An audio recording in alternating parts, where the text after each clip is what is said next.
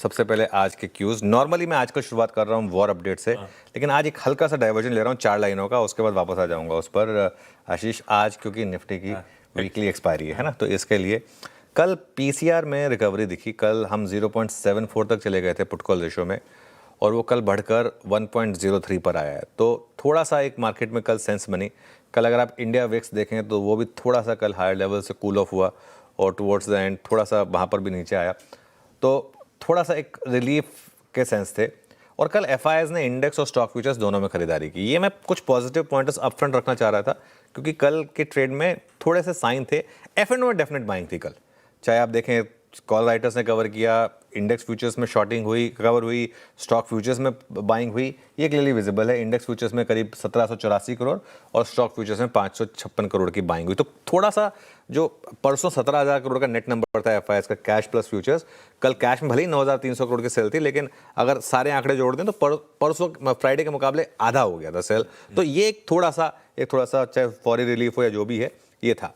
और आज option writer की एक रेंज को हम रिस्पेक्ट करेंगे। वो ऑप्शन राइटर की रेंज है 23,100 से लेकर 23,600 की। लेकिन अभी भी जो सबसे बड़ा संकेत है वो ऑब्वियसली जो ईरान यूएस युद्ध चल रहा है वहीं से आ रहा है बेसिकली। अब मैं आता हूँ उस पर। और एक सुबह आज मैं उठा तो मुझे एक सेंस बन रही है, अब भले ही कई लोग इसको पॉजिटिव देखें, लेकिन मैं इसमें एक नेगेटिव भी ढूंढ के लाया हूँ। मुझे ऐसा लग रहा है डोनाल्ड ट्रंप ना आइसोलेट हो रहे हैं और अलग थलग पड़ रहे हैं, और उसका एक जो रिस्क रहेगा ना कि क्या ऐसे में वो कोई गलत कदम उठा सकते, बौखला जाते हैं। और अगर जब सब कुछ नहीं हो रहा है तो आप क्या कुछ गलत कदम उठा सकते हैं, है ना। 4 बुलेट पॉइंट्स मैं आपको बता रहा हूं जो इंपॉर्टेंट हैं। सबसे पहला, नाटो पे नाराज है वो। नाटो, उनको ऐसा लगता है कि उन्होंने नाटो के लिए इतना कुछ किया और नाटो मेरे लिए कुछ भी नहीं कर रहा है।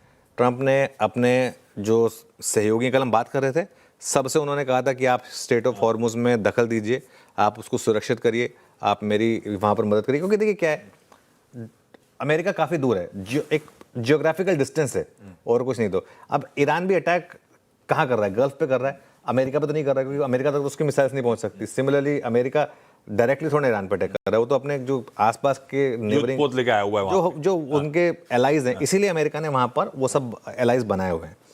तो अब उन्होंने कहा कि मैंने जापान से मदद मांगी, ऑस्ट्रेलिया से मदद मांगी, यूरोप समेत सभी देशों से मदद मांगी, सभी ने मोर और लेस शामिल होने से मना कर दिया।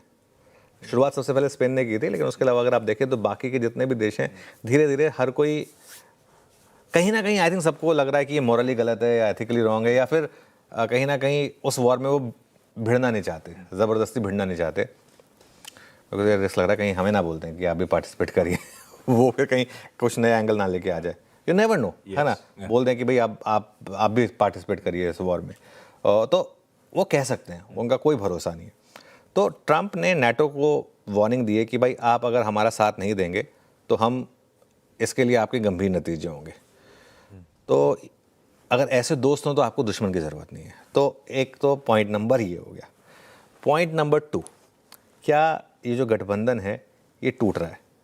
क्योंकि गठबंधन नाटो वाला ये जो है, क्योंकि इन्होंने कोशिश की कि जो सारे के सारे शिप्स हैं उनकी रक्षा के लिए बेसिकली नेवल एस्कॉर्ट बनाया जाए, सारे देशों की नेवी आए और वो इन शिप्स को जो है वो बेसिकली एस्कॉर्ट करे। अब देखिए हमारी तो डिप्लोमेटिक इक्वेशन है, हमारे तो शिप्स को ईरान ने वैसे ही जाने दिया, तो ये कहीं ना कहीं आपको बता रहा है कि एक जैसे मैं कह रहा था कि कल कैंप में, परसों कैंप में भी बात हो रही थी कि ये कहीं ना कहीं हमारी एक सक्सेसफुल कूटनीति है कि हमारी इजराइल से भी दोस्ती है और हमारे ईरान से भी अच्छे रिलेशनशिप है।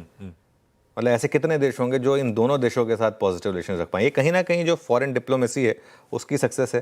तो हमको तो वो वे मिल गया, हमारे शिप्स को तो जहाँ पर इंडिया का झंडा लगा है वो सारे शिप्स तो सेफली एस्कॉर्ट हो रहे हैं, लेकिन बाकी सब तो फंसे हुए हैं वहाँ पर। लेकिन ज़्यादातर जो इनकी नाटो की कंट्रीज़ है ना, वो चाहते हैं कि वो भी डिप्लोमेसी पे फोकस करें, वॉर में कोई नहीं पड़ना चाहता। देखिए वॉर में कोई नहीं पड़ता है अनलेस उनका खुद का कोई मामला इन्वॉल्व हो।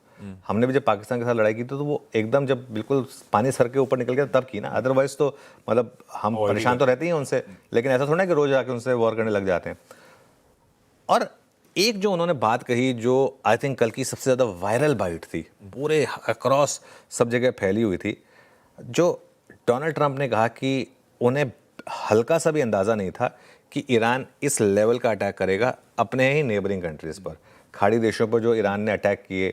हालांकि वो इंटरसेप्ट कर रहे हैं कंट्रीज़, लेकिन उन्होंने कहा कि ये मुझे बिल्कुल अंदाज़ा नहीं था इसका, और ये मेरे लिए, उन्होंने ये कहा कि आई एम शॉक्ड, ये बात कही उन्होंने। तो इसलिए मैं कह रहा हूँ कि क्या डोनाल्ड ट्रंप थोड़े से अलग थलग पड़ रहे हैं, और इससे जो है ना कुछ खाड़ी देशों की एयर स्पेस भी बंद हुई। हालांकि यूएई ने वो बंद की, लेकिन तुरंत वापस भी ओपन कर दी, और आज सुबह अपडेट भी आ गया उसका। तो खैर लेट्स सी। अब एक बड़ा सवाल ये उठ रहा है आशीष कि क्या ऑयल मार्केट अब एक बड़े संकट में है, क्योंकि स्टेट ऑफ हॉर्मुज से 20% सप्लाई होती है। अच्छा, एक इंटरेस्टिंग चीज़ बताऊँ मैं आपको, अमेरिका का जितना कंजम्पशन है तेल का, उतना ही अमेरिका का प्रोडक्शन है, और अमेरिका अब चाहे तो जितना मर्जी प्रोडक्शन कर सकता है, क्योंकि अमेरिका के पास काफ़ी रिजर्व्स हैं।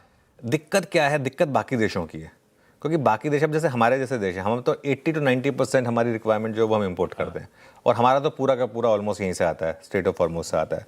तो इससे जो है ना थोड़ी सी मुझे लग रहा है कि ग्लोबल जो इकोनॉमी है उसको लेकर थोड़ी सी चिंताएं बढ़ी हैं।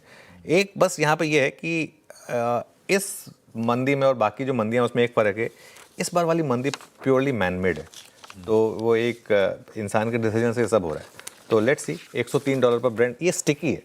जब तक ये स्टिकी है ना, तब तक बहुत ज़्यादा ना रैली में कॉन्फिडेंस आना थोड़ा मुश्किल होगा।